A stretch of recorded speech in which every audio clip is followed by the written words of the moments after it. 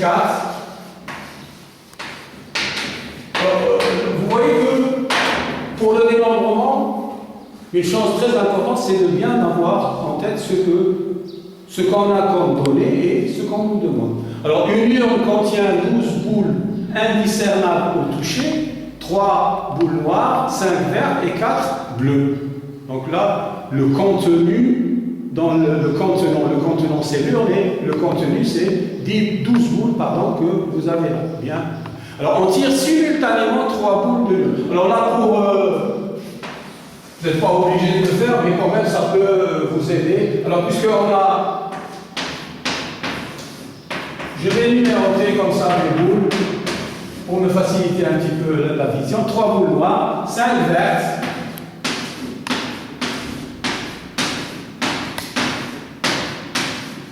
et ensuite 4 bleus. Voilà la disposition du boule. Voilà, donc il y a 12 boules dans cette urne-là. C'est pour me faciliter un petit peu. Bon, vous pouvez prendre des couleurs, c'est pas grave.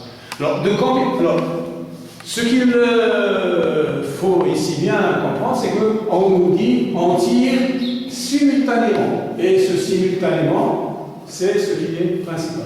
Alors, n'oubliez pas, s'il vous plaît, j'insiste un petit peu, lorsqu'on parle de tirage simultané, eh bien, pour ne pas oublier, un tirage simultané, c'est comme si vous avez des objets que vous allez prendre en même temps, de cette manière-là. Donc, vous voyez que l'ordre n'a pas d'importance. On peut prendre 3 boules, l'ordre, ce n'est pas, donc, automatiquement, tirage simultané, ça coïncide, par exemple dans ce cas-là, avec des combinaisons. Et pour être, soi-disant, une bonne rédaction, il faut commencer par expliquer la nature du tirage. Alors, je vais lire ici un tirage. J'explique un petit peu au correcteur. Alors, un tirage simultané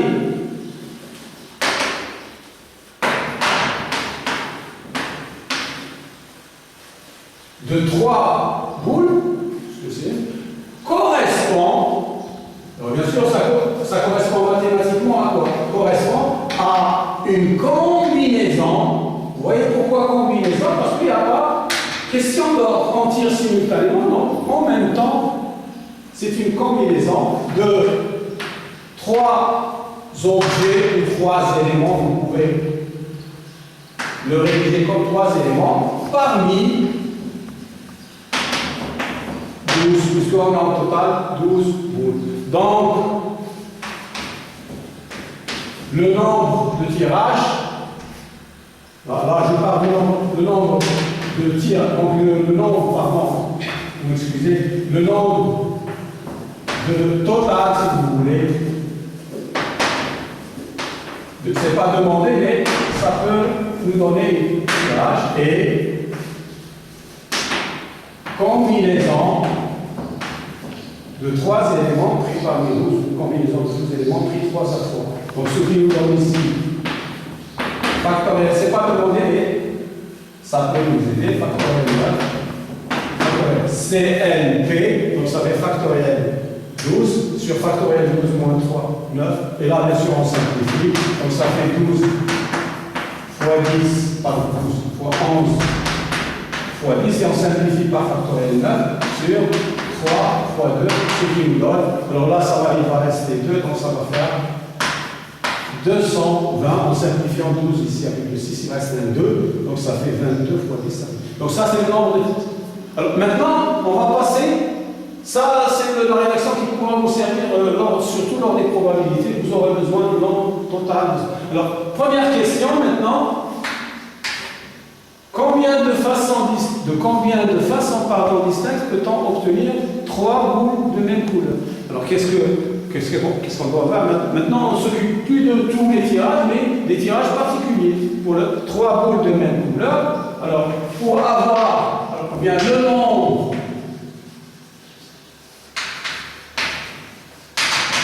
de tirages de 3 boules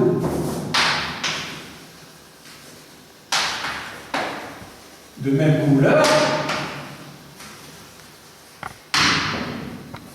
alors, comment on va voir ça? Alors, on a 3 boules noir, 5 verts et 4. Donc là, on a les couleurs, les 3 couleurs sont possibles. Parce qu'on a 3 noirs, 5 verts et 4 bleus. On peut avoir 3 boules noires. Alors le nombre de tirages de 3 boules est constitué, si on veut dire, des tirages de 3 boules. Alors, je prends dans l'ordre, donc 3 boules noires ou 3 boules dans l'ordre verte ou 3 boules bleues.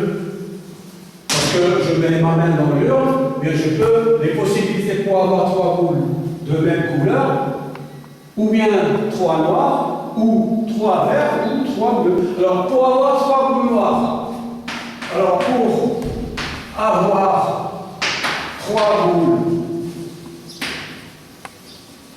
noires, eh bien qu'est-ce que le nombre ici, c'est quoi? C'est tout simplement de combiner 3 parmi 3. Puisque pour avoir 3 boules noires, on a déjà. Pour avoir 3, il y a C3 tirages.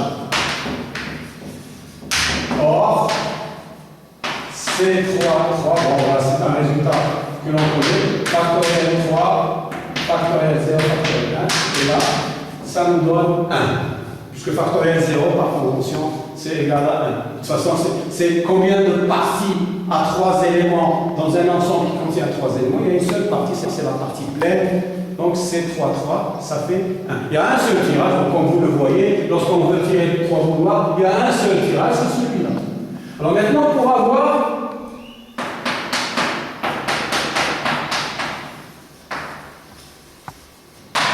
trois boules vertes, il y a dans ce cas-là, il faut maintenant combiner 3 boules parmi les boules vertes. Il y en a 5. Donc ça fait C5, 3. Alors on a ici, pardon. On a alors, C5, 3 égale.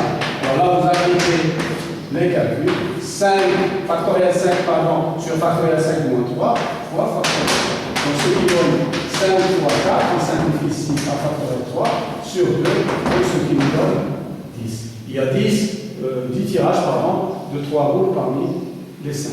Alors, de la même manière, bien sûr, alors, pour avoir 3 boules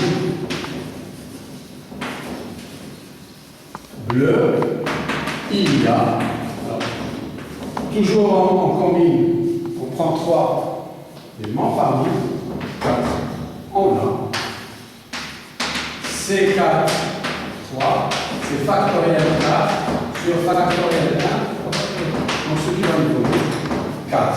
Donc on a ici le nombre de tirages de 3 boules noires, le nombre de tirages de 3 boules vertes et le nombre de tirages de 3 boules vertes. Alors là, il faut faire attention, c'est ou 3 boules noires, ou 3 boules vertes, ou 3 boules bleues. Donc là, c'est la réunion, donc c'est la somme. Donc finalement, en conclusion,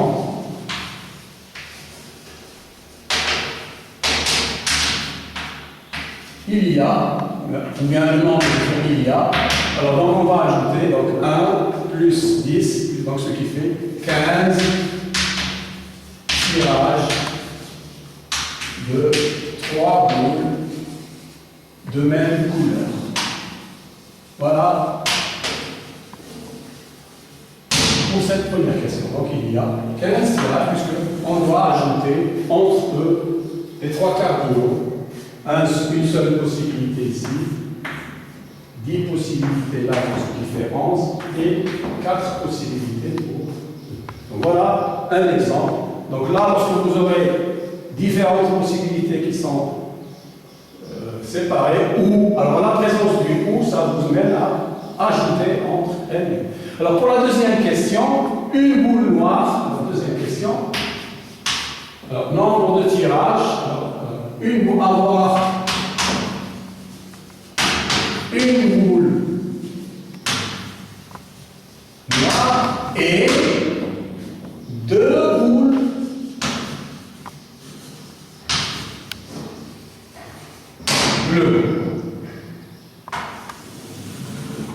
Alors là, il faut bien saisir les choses. On s'occupe maintenant des tirages où on a une seule boule noire et deux boules bleues. Donc, voir la présence du et, ça doit vous mettre en tête qu'il y aura une multiplication quelque part. Alors, comment on va faire? On doit choisir une boule noire. Alors, pour la rédaction, on doit choisir une boule noire parmi trois, puisqu'on a en total trois boules noires, donc il faut choisir cette boule. Il y a, si on veut dire, là il y a trois possibilités, mais on peut quand même, le juste comme ça fait 7 fois 1, et ça va vous donner. Ça nous donne 3. Il y a 3 possibilités. Ou bien, si on les avait numérotés N1, N2, N3, il y a 3 boules. Donc, alors maintenant, lorsqu'on choisit la boule noire, pour compléter le tirage, on doit ajouter deux boules bleues. Alors, on doit choisir, maintenant, pour terminer, pour compléter le tirage, on doit choisir 2 boules, puisqu'on nous demande ici dans le texte 2 boules bleues, voilà, parmi le nombre de boules bleues que nous avons, c'est-à-dire parmi 4. Il y a 4 boules bleues. Il y a, donc ça fait choisir 2 boules bleues parmi 4. Voilà le nombre de choix possibles pour les. Donc ce qui nous donne ici, factoriel 4, factoriel 2, 3 factoriel 2. 4 moins 2, ça fait 2. Donc ça va faire 4 fois 3, on simplifie 4, et il reste ici, on fait 6. 4 fois 3. Donc, alors maintenant, regardez bien, à chaque fois qu'on choisit une boule noire, il y aura 6 possibilités. Et là, d'après le principe fondamental, donc vous voyez le et, il faut multiplier. Pour chaque boule noire, il y a 6 façons pour l'associer avec 2 boules bleues. Donc, le nombre de tirages constitué, si vous voulez,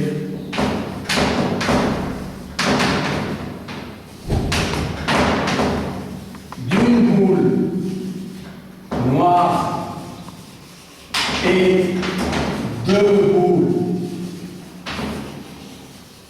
bleues et, alors il faut multiplier ici, si vous voulez, donc ça fait C1, 3, choisir une boule parmi les noirs et choisir les 2 bleu parmi 4, ce qui nous donne finalement, bien sûr, 3,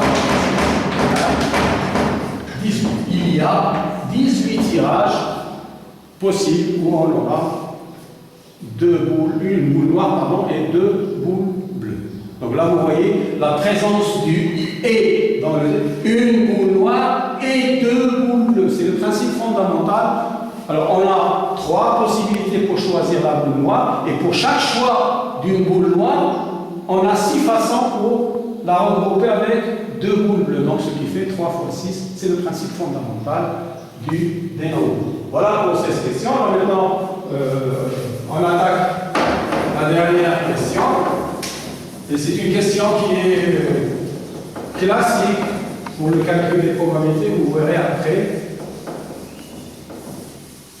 comment on va travailler. Alors, on nous dit ici, 3e question.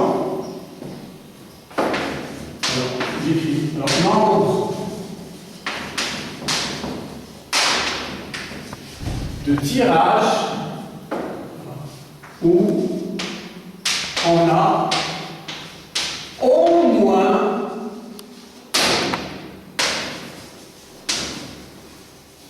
une boule noire. Là, j'insiste sur le au moins, ce que ça signifie avoir une boule noire au moins, ça veut dire avoir une boule, ou 2, ou 3.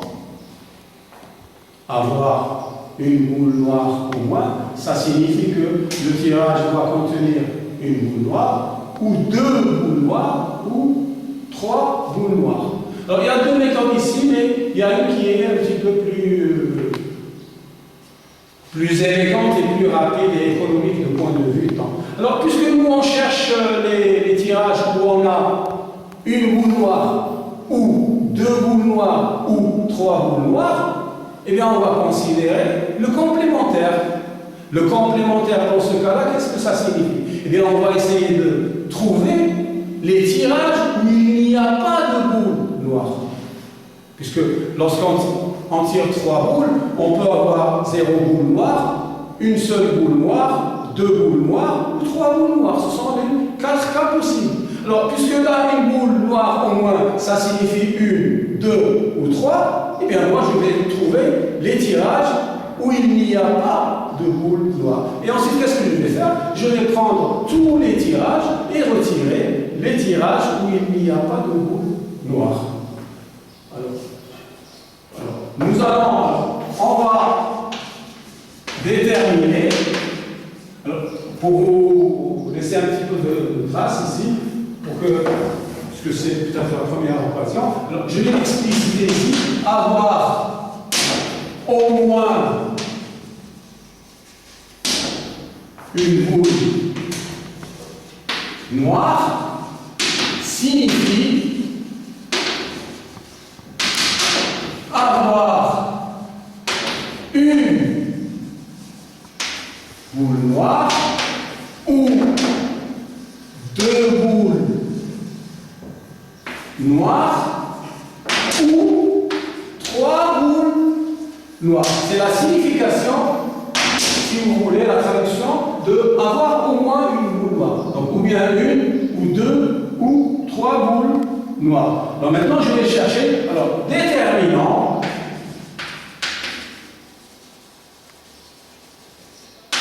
les tirages où il n'y a pas de boule. Alors, il n'y a pas de boule noire, aucune boule noire. Parce que tous les tirages, ou bien il y aura zéro boule noire, ou une seule boule noire, ou deux boules noires, ou trois boules noires. Il n'y a pas autre chose. Alors, déterminant le nombre où il n'y a pas de boule noire, ce nombre-là, alors on veut chercher le nombre de tirages où il n'y a pas de boule noire, donc on est obligé de prendre trois éléments parmi les boules non noires. Ce qui signifie que je dois laisser à part les trois boules noires que j'ai là. Donc je dois tirer les trois boules parmi les 9 qui restent ici. Donc ça fait C9, 3.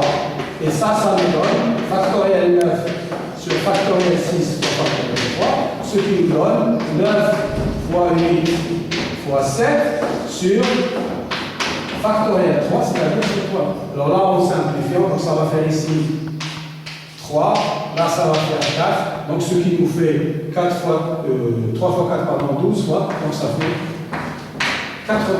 Il y a 84 tirages où il n'y a pas de boule noire.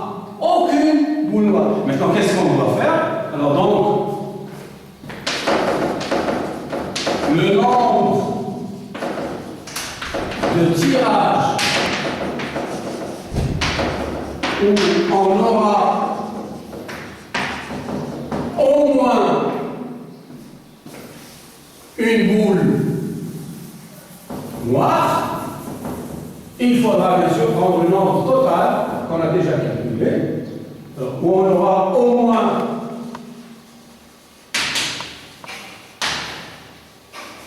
une boule noire, et si vous voulez, C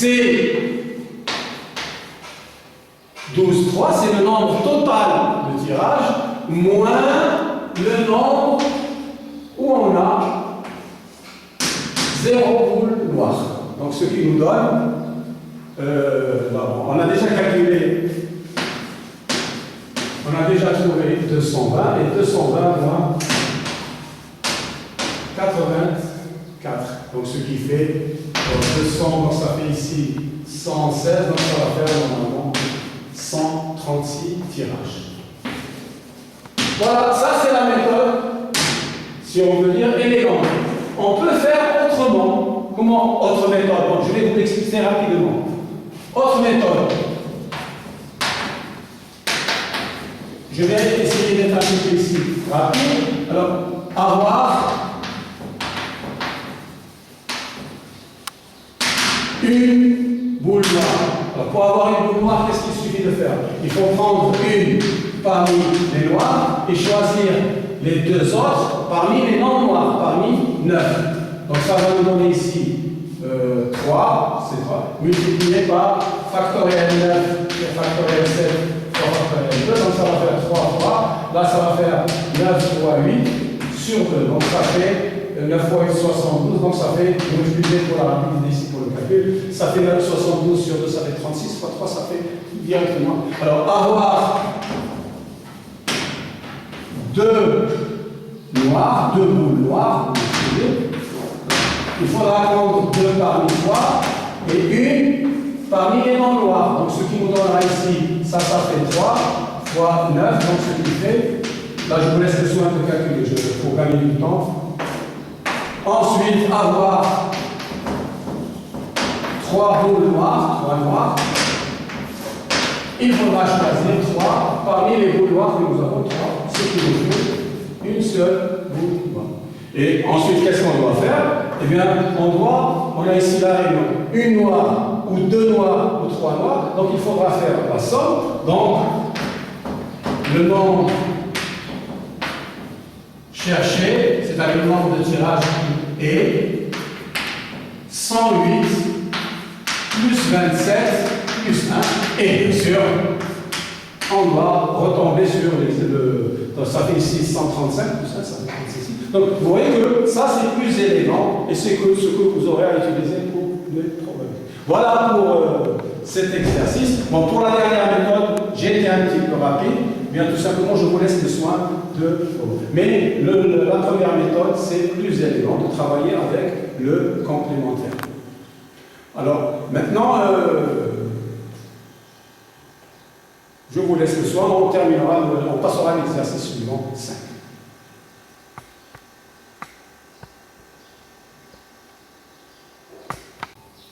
Alors on passe, salam alaikum, on passe à l'exercice numéro 5.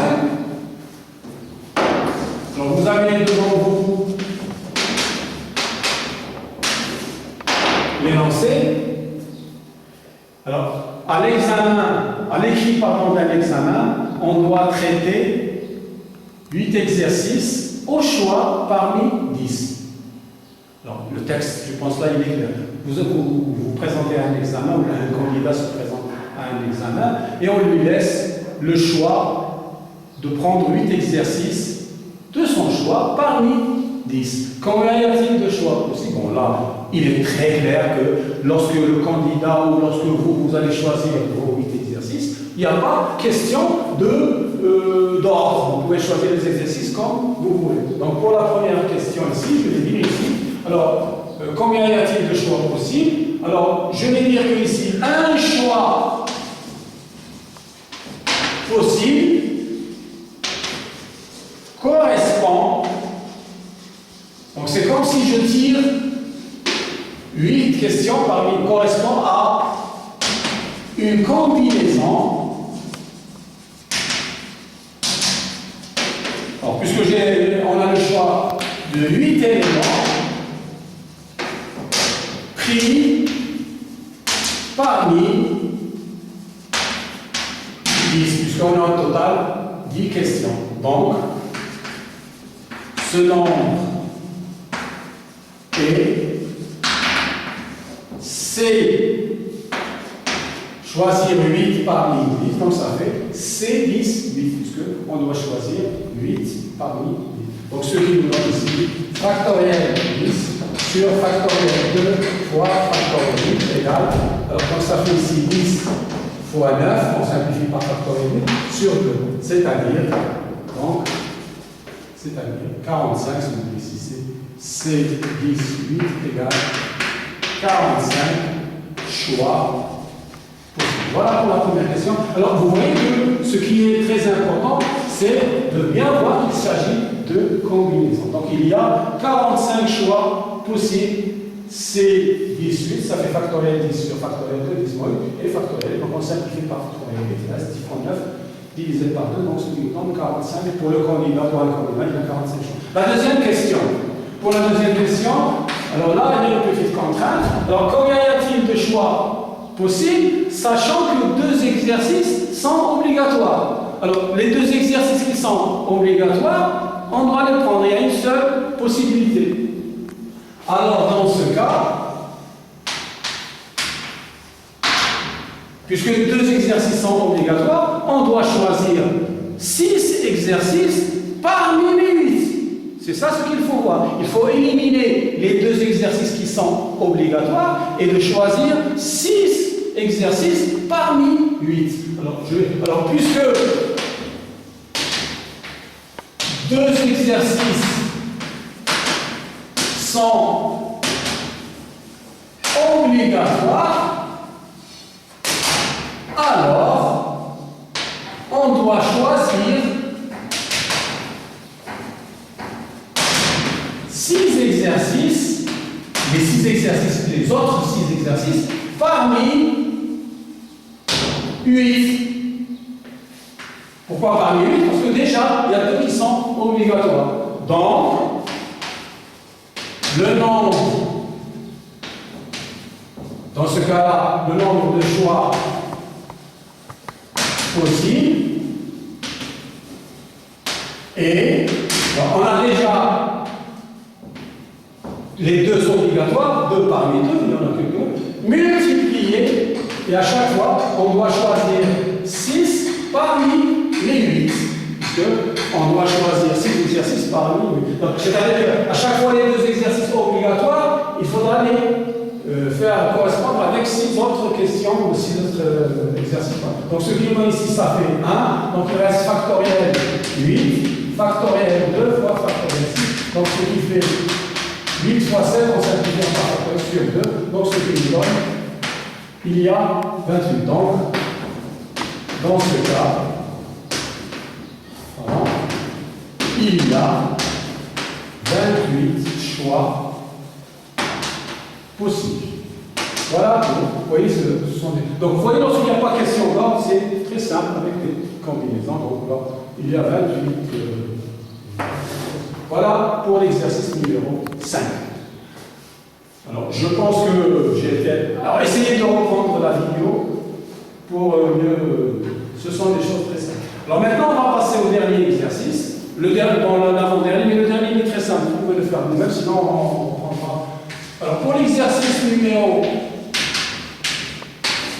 6, la meilleure chose, c'est de bien lire. Alors, l'effectif d'une classe est de 19 élèves, dont 12 sont externes et 7 internes. Le professeur de mathématiques décide de constituer un groupe de travail de 3 élèves pour préparer un exposé.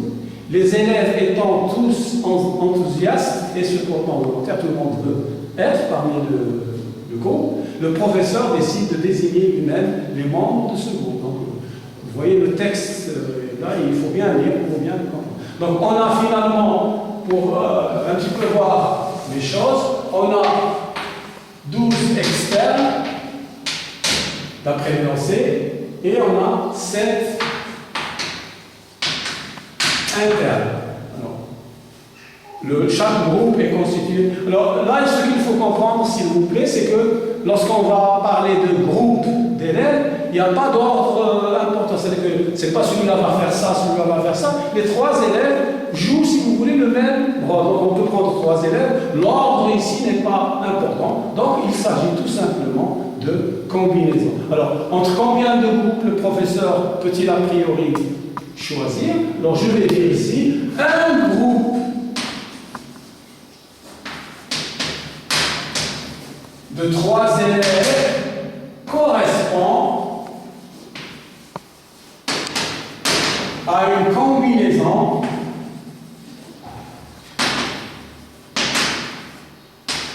de 3 éléments parmi 19, puisque le nombre total d'élèves est 19. Donc, le professeur, il a autant de combinaisons possibles de 3 éléments pris parmi 19.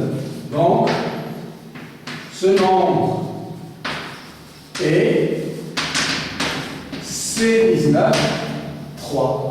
Le nombre de combinaisons de 3 éléments pris parmi 19.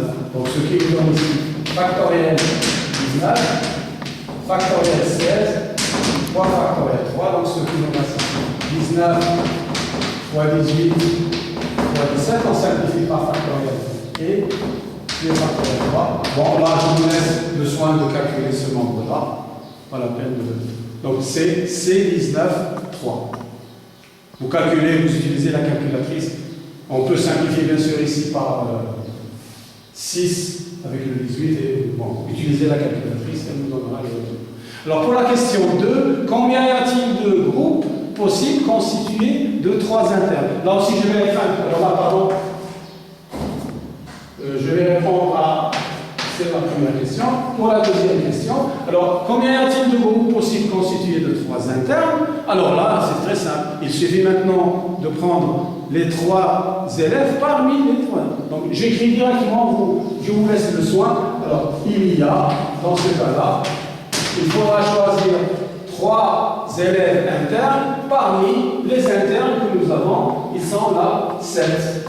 Donc ce qui fait factoriel 7 factoriel 4 fois factoriel 3, c'est-à-dire 7 fois 6 fois 5 sur 3 fois 2. Donc ça fait, il y a 35 groupes possibles. Voilà. Alors combien y a-t-il pour la troisième question? Là aussi, on a déjà vu, vous voyez que les choses, ça se répète un petit peu. Combien y a-t-il de groupes possibles constitués de 2 externes et un interne? Alors, pour choisir les 2 externes, il faudra trouver toutes les combinaisons de 2 éléments pris parmi 12 et de choisir un interne parmi les 7. Alors, il y a, alors je vais faire rapide ici, 2 externes, donc les combinaisons de 2 éléments pris parmi le nombre d'externes que j'ai, 12, multiplié par, complété par un interne parmi 7. Et je vous laisse le soin pour calculer ce nombre-là. Donc voilà pour cet exercice-là. Alors,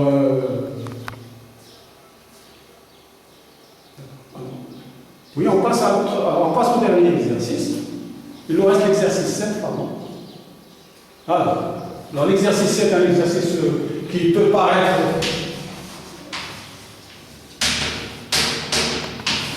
Alors, on nous demande quel est le nombre des couples x, y appartenant à N2, c'est-à-dire des entiers naturels, et qui sont solution de l'équation x plus y égale à n.